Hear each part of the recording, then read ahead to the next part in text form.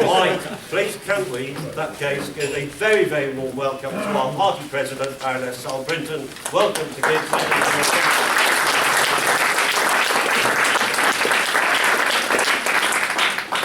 And thank you for the applause. Can I just check the microphone is working? Good. And because there isn't a stage here, I have to elevate my wheelchair, which seems an appropriate word to use for a member of the House of Lords. But I'm also just to let you know that when we come to the Q&A session later on, because of the way the sound system is working, we're going to have a game of switching on and off the handheld versus the radio mic. So Ian's going to be in charge if we forget, but it's most important for me to have one on at a time. Why are you laughing at that? That's not fair. And let me reassure you, I am not planning to speak for an hour. I really want quite a lot of time for Q&A, and it can be on anything. It doesn't have to be on anything I've touched. And if I can't answer, I will tell you frankly that I can't answer it. It's also great to see John Shipley over there, my colleague in the House of Lords. And the House of Lords is going to be in the news this week, and I'm going to come back to that, because actually, if you want to know what the party is doing to fight back, well, we're really beginning to motor in the House of Lords. Now, I know that since the general election, the landscape across the country, and the North East is no exception, has completely changed of members. And I particularly want to welcome Darren and Dawn, who are from near Linemouth, who I spoke to earlier, who joined us in the aftermath of the election. And Elliot from Middlesbrough. Elliot, I haven't met you yet, but hi Elliot, you joined 3 weeks ago. How many other members have we got who've joined us since April this year? We've got a couple more, so there's a group of you, fantastic. I'm really delighted that you're here. And my first message to those of us who are slightly longer in the tooth in our membership, in my case, 41 years, is we all joined because we were passionate about a liberal voice. And that's one of the things that we need to understand about the thousands of people who have joined us since the 7th of May this year. They've joined because they want to do things. They want to ensure the Liberal Democrats don't disappear down the plug hole. And I have to tell you that elsewhere in the country, some new members, 2 new members, have already been elected as councillors. Because they were known as campaigners, PTA in one place, as a community campaigner in the other, in their areas. They've absolutely got stuck in. So my start point is, don't assume that with 20,000 new members, and that's what it is now, that the party is going to stay the same as it was. Our new members are completely different profile to most of us. As you can see from the new members who put their hands up, they're the youngest in the room. Most of our new members are under 35. That's really good news. And that's why I mentioned how long I'd been a member. Because I joined in the run-up to the Euro referendum in 1975 when I was 20.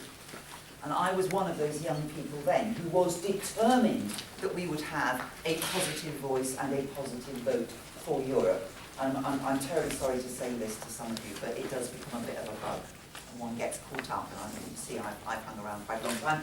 And I know, looking at some other faces, Suzanne, John, probably Ian, that many of us have made it a life's work. But the one thing about this life's work that I know is that everything changes. And the reason that it changes is because our party is democratic. Our party is what you make it. Unlike the other parties where the leader and a small cabal of people choose the policy, we create our policy, we vote on it at conference, and now every member will have a vote at that conference. We've had a large number of people doing it in the past, but not everyone. More importantly, our whole constitution is based on the members directing other party bodies all the way up. And that's because the core of liberalism is about devolving power to the people. Or as Joe Brimman put it, I do not like the word devolution. He said this in the 1950s. It smacks to me of the state deigning to hand power down. We liberals stand for the people having the power and passing it up where it is used to best effect. And that's one of the reasons we're having a constitutional and governance review. You'd expect me as president to plug that's what I'm going to. We need, after 27 years as a new merged party, to review and make sure that the way we operate is fit for the 21st century. And if you weren't at Federal Conference, then please make sure that you do contribute. If you go on to the party conference website pages, you'll find it in the papers there. Please let us know what you think. We're about to send out an email with a shortened survey for you to respond to. I want to hear from ordinary members. We had 6,000 members email us about the general election. We're not anywhere near 6,000 yet on the constitutional and governance review, so please let us know your views when you get that email. Because it is also clear that parties like the Labour Party don't understand democracy. They talked about democracy, and look at what happened to them when they tried to extend democracy into their leadership campaign.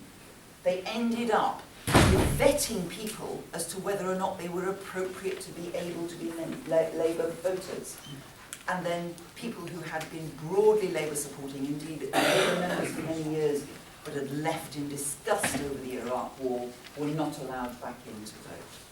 Well, we don't take that view. We don't have small groups of people who will decide whether you can vote on policy, who can decide whether you will vote on a leader. So please, make sure that you let us know your views on that. One of the things that we're doing in the governance review is trying to make sure that you, the member, are nearer the people that you elect. How many of you know who your reps on English Council are, and the chair of the region is not permitted to answer this question? I see less than 5 hands. And who knows who's on the English Council executive? Even fewer. There are some things wrong. There's one brave hand at the back. There is something wrong with our current structures that needs to be refined. And in these days of devolution for Scotland and Wales, I have no doubt that there is a role for an English party. But I think what we have to do is to make sure that you English members feel it's your English party and it's accountable and transparent. So let me know your views. And we're going to come back to you at the spring conference with a consultation paper and some draft proposals and some options to vote on. We're not going to rush this because we want to hear your views, so we will come back in September next year with a final version. Okay, so here endeth the very internal message, but it is important because we believe if we live our values about devolving power and having power at the lowest level possible, the way we run ourselves is absolutely vital to making things work. And I'm told by Ian that your membership has grown substantially. You're now approaching 1,500 members. And I hope that you and other regions around the country are going to be setting yourselves some stretch targets. And I've got a challenge for you. It's fantastic that we've gone up to 20,000 members. But we have not had a membership drive from local parties to do that. These are people who have been inspired to join us.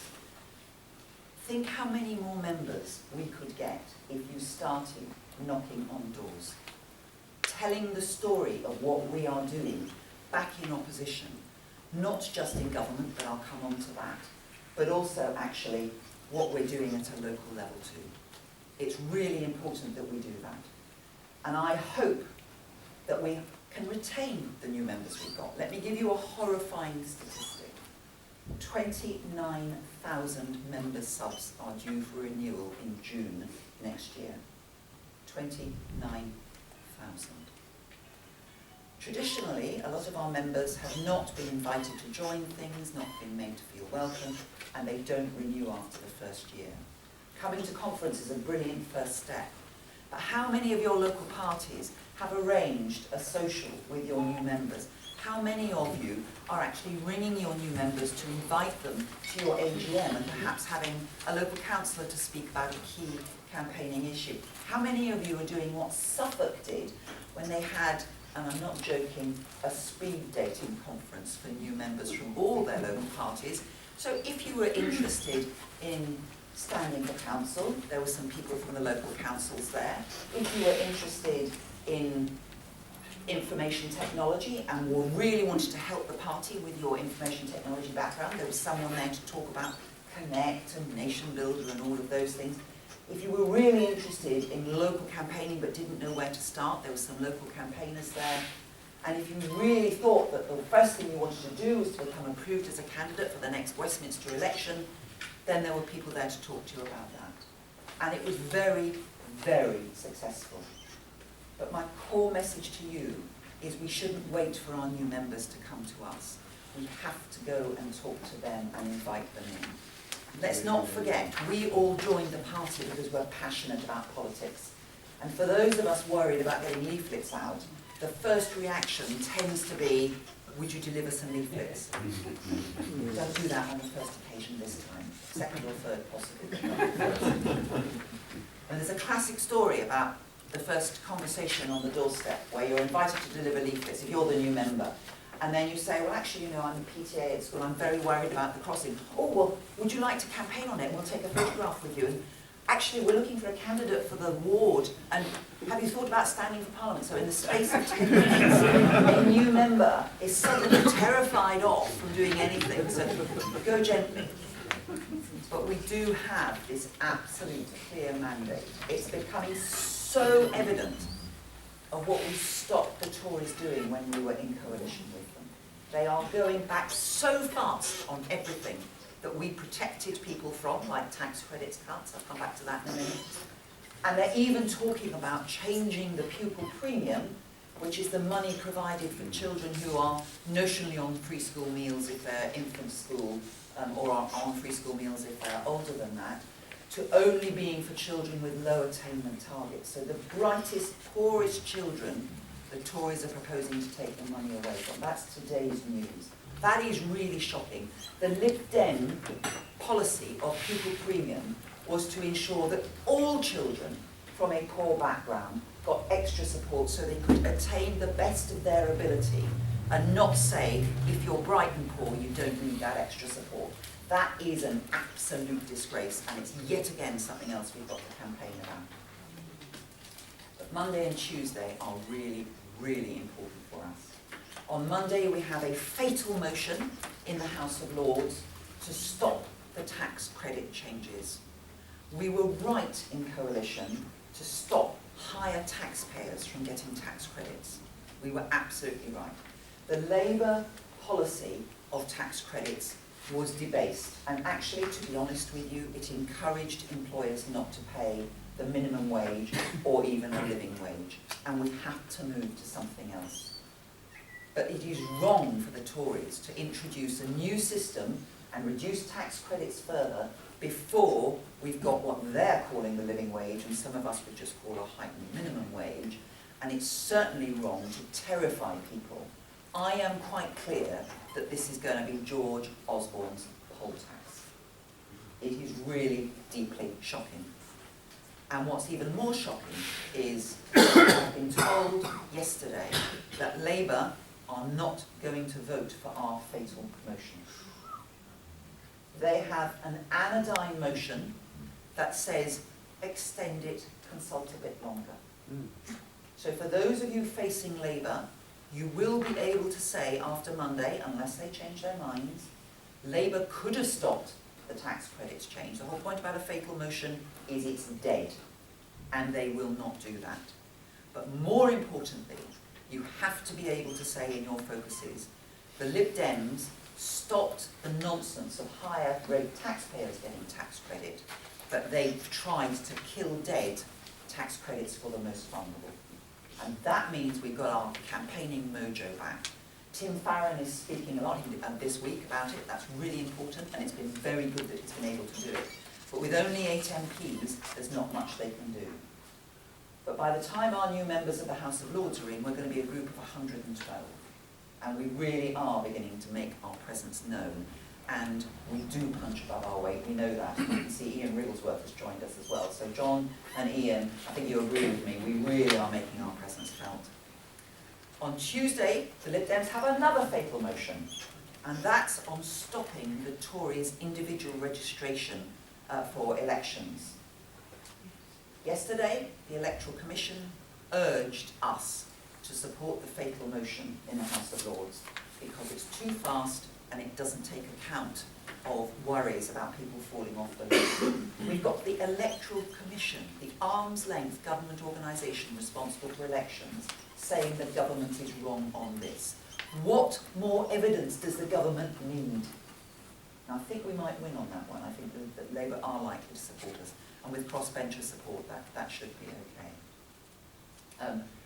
And I've just had a complete brainstorm. The third one, Sally Hamway's fatal motion, is on. They'll come back to me in a second. On stopping the I've got to figure that. Asylum seekers children. That's right, asylum seekers children and benefits. Children and that's why, yeah, because I wanted to come on to talk about asylum seekers as well. Thank you. And only Suzanne, who is the party's first campaigning member on asylum seekers, thank you. She set up Seekers in Action. And if we win that as well, we will have killed off 3 Tory proposals that would never have happened in coalition, because that's one of the key things we do. Now, on asylum seekers, you need to understand that there is a core vote of about 30% of the public who are very uneasy about what the government is doing with asylum seekers. And I was so delighted with Tim Farron going to the jungle in Calais in August, because he was the first politician to do that. They followed. Labour ship leader contenders did, and Theresa May went as well. But you watch. Tim is not finished on this. I can't tell you more, but watch this space. It is very important that we continue to fight for genuine asylum seekers who are being treated like economic migrants, and it is absolutely appalling. When I was in France myself over the summer, and when Tim did his visit to La Jungle, I was with a friend who I see once a year every summer, who has just retired as the deputy mayor of a large northern city. And she said to me, it is absolutely outrageous the way the British behave, as if the Channel makes them completely separate from Europe. I am so pleased, even though I'm a socialist, that it is a Liberal Democrat who has spoken up for what's going on there. So Tim actually started to change the view of British politicians, some British politicians, but we are a lone voice. And in the by-election that will happen over the next few weeks in Oldham and Royton following Michael Meach's sad death, it will be a fight between Labour and UKIP. It will. And I suspect Labour will suddenly lurch back to the right on immigration issues. And that means we will be the only party able to campaign on the rights of asylum seekers, and actually the need for economic migrants too. You know the nonsense that the Tories spouted immediately after the election about time limits for nurses who come from abroad? They've had to retract on that already, because they suddenly realised that 25% of nurses in our hospitals are likely to disappear. They hadn't understood how important it is that we actually have economic migrants in this country. Our NHS and our social care system would completely fall apart without them. Let's stop demonising the stranger in our midst. Let's make sure, as Liberal Democrats, we are the one voice that makes that happen.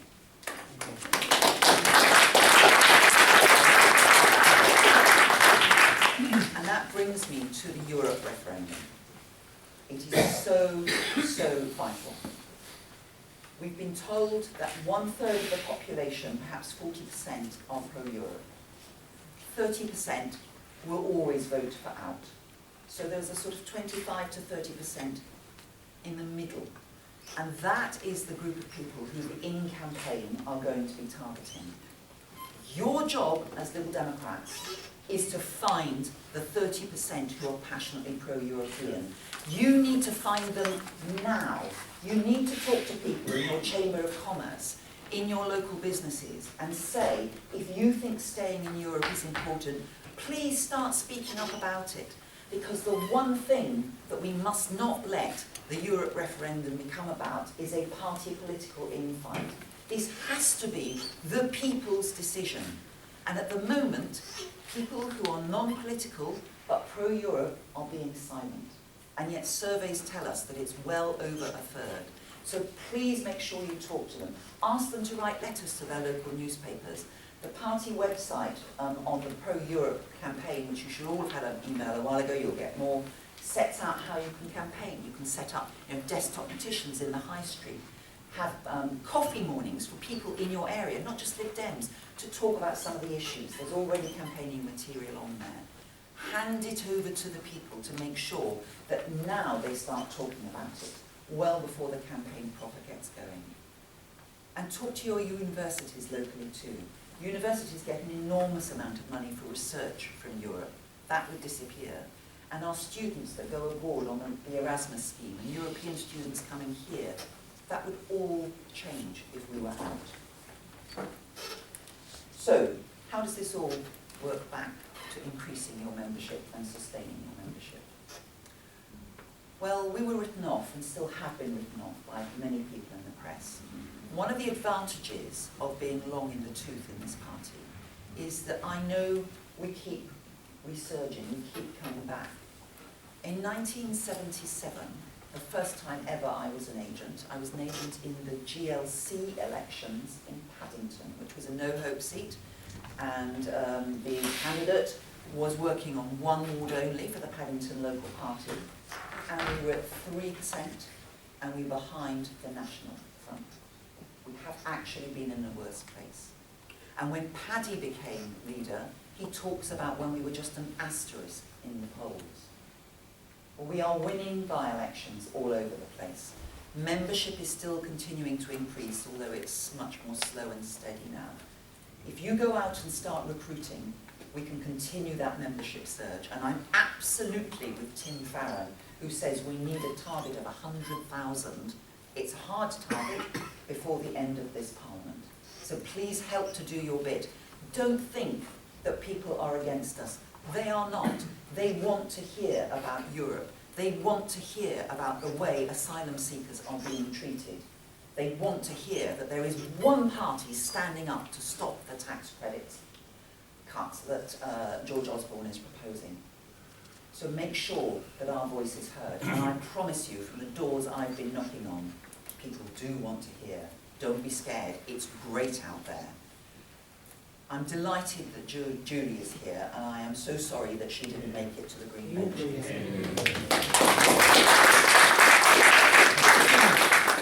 But I have no doubt that we can win that seat in the future. Her successor has already voted against the tax credits, and let's hold her to account and other Tory MPs to account for this disgraceful, disgraceful act. You have plenty of campaigning material.